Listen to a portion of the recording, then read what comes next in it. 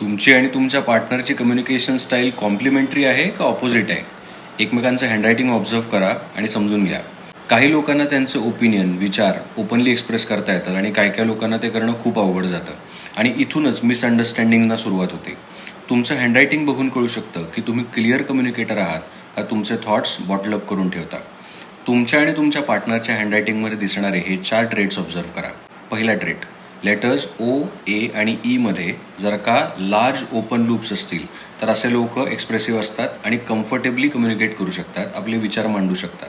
Trait दुसरा, letter ओ, ए आणि ईचे loops tight आणि क्लोज्ड असतील तर असे लोक थोडे रिझर्व्ड टाईपचे असतात.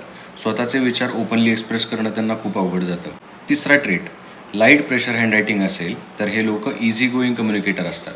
शक्यतो कॉन्फ्लिक्ट टाळण्याचा स्वभाव असतो आणि कॉन्फ्लिक्ट झालाच तर पटकन मूव्ह ऑन करू शकतात, फारसं मनाला लावून घेत नाहीत. आणि चौथा ट्रेट, हेवी प्रेशर हँडरायटिंग असणारा व्यक्ती पॅशनेट कम्युनिकेटर असतो, पण कधी कधी इंटेन्स आणि थोडा स्टबन पण बनू शकतो.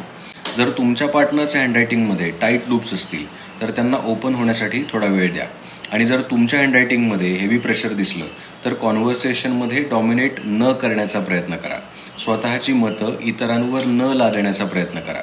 आपली आणि आपल्या पार्टनरची कम्युनिकेशन स्टाईल समजून घेतली की कनेक्शन इम्प्रूव्ह होतं आणि कॉन्फ्लिक्ट्स कमी करता येतात. तुमची communication style in detail decode करायची असेल तर मला DM करा, compatibility for personalised handwriting analysis.